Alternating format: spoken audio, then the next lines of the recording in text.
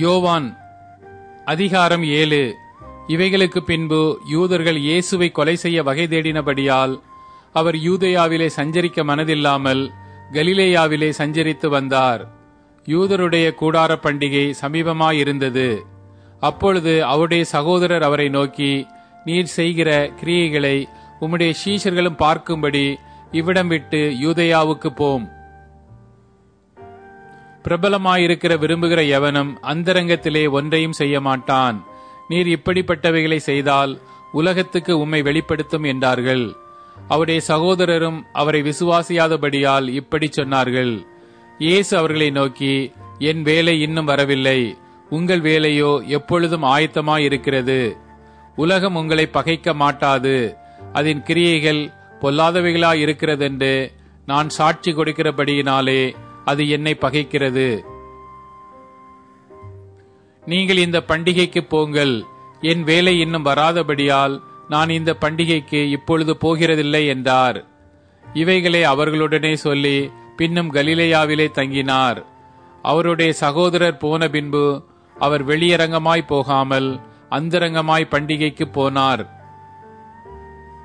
பண்டிகையிலே யூதர்கள் அவரை தேடி அவர் எங்கே இருக்கிறார் என்றார்கள். ஜனங்களுக்குள்ளே அவரை குறித்து முறுமுறுப்புண்டாயிற்று. சிலர் அவர் நல்லவர் என்றார்கள், வேறு சிலர் அப்படியல்ல, அவன் ஜனங்களை வஞ்சிக்கிறவன் என்று சொல்லிக் கொண்டார்கள். ஆனாலும் யூதருக்கு பயந்திருந்ததினாலே ஒருவனும் அவரை குறித்து தாராளமாய் பேசவில்லை. பாதி பண்டிகையான போது இயேசு தேவாலயத்துக்கு போய் உபதேசம் பண்ணினார். அப்பொழுது யூதர்கள் இவர் கல்லாதவராயிருந்தும் வேத எழுத்துக்களை எப்படி அறிந்திருக்கிறார் என்று ஆச்சரியப்பட்டார்கள். இயேசு அவர்களுக்கு பிரதியுத்தரமாக, என் உபதேசம் என்னுடையதாயிராமல் என்னை அனுப்பினவருடையதாயிருக்கிறது.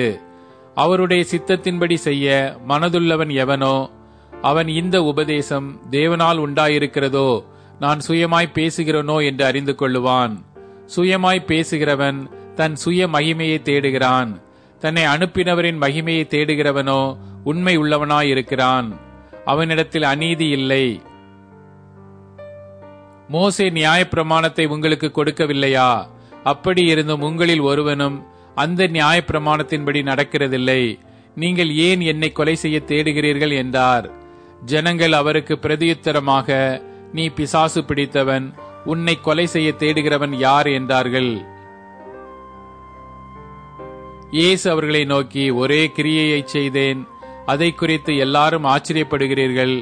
விருத்த சேதனம் மோசையினால் உண்டாகாமல் பிதாக்களால் உண்டாயிற்று. பின்பு மோசே அதை உங்களுக்கு நியமித்தான். நீங்கள் ஓய்வு நாளிலும் மனுஷனை விருத்த சேதனம் பண்ணுகிறீர்கள். மோசையின் நியாயப்பிரமாணம் மீறப்படாதபடிக்கு ஓய்வு நாளில் மனுஷன் விருத்த சேதனம் பெறலாம் என்றால், நான் ஓய்வு நாளில் ஒரு மனுஷனை முழுவதும் சுகமாக்கினதினாலே என் மேல் எரிச்சலா இருக்கலாமா? தோற்றத்தின்படி தீர்ப்பு செய்யாமல் நீதியின்படி தீர்ப்பு செய்யுங்கள் என்றார்.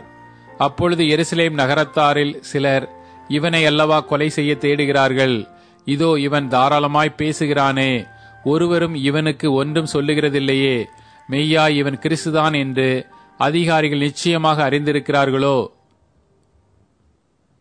இவன் இன்ன இடத்திலிருந்து வந்தவன் என்று நாம் அறிந்திருக்கிறோம். கிறிஸ்து வரும்போதோ அவர் இன்ன இடத்திலிருந்து வருகிறவர் என்று ஒருவனும் அறிய மாட்டானே என்றார்கள். அப்பொழுது இயேசு தேவ ஆலயத்தில் உபதேசிக்கையில் சத்தமிட்டு, நீங்கள் என்னை அறிவீர்கள், நான் எங்கே இருந்து வந்தேன் என்றும் அறிவீர்கள். நான் என் சுயமாய் வரவில்லை, என்னை அனுப்பினவர் சத்தியமுள்ளவர், அவரை நீங்கள் அறியாதிருக்கிறீர்கள். நான் அவரால் வந்திருக்கிறபடியினாலும் அவர் என்னை அனுப்பியிருக்கிறபடியினாலும் நானே அவரை அறிந்திருக்கிறேன் என்றார். அப்பொழுது அவரை பிடிக்க வகை தேடினார்கள். ஆனாலும் அவருடைய வேலை இன்னும் வராதபடியினால் ஒருவனும் அவர் மேல் கை போடவில்லை. ஜனங்களில் அநேகர் அவரை விசுவாசித்து, கிறிஸ்து வரும்போது இவர் செய்கிற அற்புதங்களை பார்க்கிலும் அதிகம் செய்வாரோ என்றார்கள். ஜனங்கள் அவரை குறித்து இப்படி முறுமுறுக்கிறதை பரிசேயர் கேட்டபொழுது அவரை பிடித்து கொண்டு வரும்படிக்கு பரிசேயரும் பிரதான ஆசாரியரும் சேவகரை அனுப்பினார்கள். அப்பொழுது இயேசு அவர்களை நோக்கி, இன்னும் கொஞ்ச காலம் நான் உங்களுடனே கூட இருந்து பின்பு என்னை அனுப்பினவர் இடத்திற்கு போகிறேன். நீங்கள் என்னை தேடுவீர்கள், ஆனாலும் என்னை காண மாட்டீர்கள். நான் இருக்கும் இடத்திற்கு நீங்கள் வரவும் கூடாது என்றார். அப்பொழுது யூதர்கள், இவரை நாம் காணாதபடிக்கு எங்கே போவார்? கிரேக்கருக்குள்ளே சிதறியிருக்கிற இடத்திற்கு போய் கிரேக்கருக்கு உபதேசம் பண்ணுவாரோ? நீங்கள் என்னை தேடுவீர்கள், ஆனாலும் என்னை காண மாட்டீர்கள் என்றும், நான் இருக்கும் இடத்துக்கு நீங்கள் வரக்கூடாது என்றும் இவர் சொன்ன வார்த்தையின் கருத்து என்னவென்று தங்களுக்குள்ளே சொல்லிக் கொண்டார்கள். பண்டிகையின் கடைசி நாளாகிய பிரதான நாளிலே இயேசு நின்று சத்தமிட்டு, ஒருவன் தாகமாயிருந்தால் என்னிடத்தில் வந்து பானம் பண்ண கடவன். வேத வாக்கியம் சொல்லுகிறபடி என்னிடத்தில் விசுவாசமாய் இருக்கிறவன் எவனோ அவன் உள்ளத்திலிருந்து ஜீவ தண்ணீருள்ள நதிகள் ஓடும் என்றார்.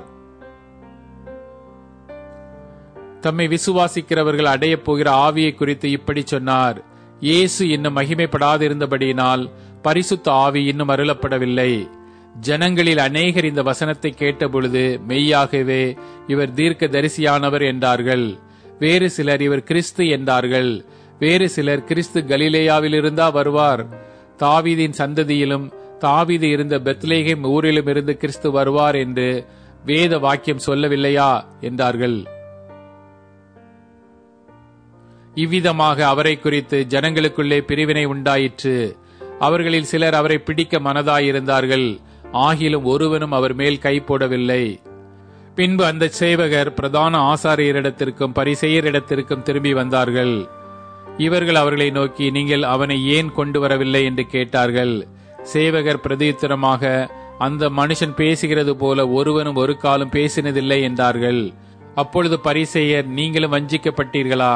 அதிகாரிகளிலாவது பரிசேயரிலாவது யாதாம் ஒருவர் அவனை விசுவாசித்ததுண்டா? வேதத்தை அறியாதவர்களாகிய இந்த ஜனங்கள் சபிக்கப்பட்டவர்கள் என்றார்கள்.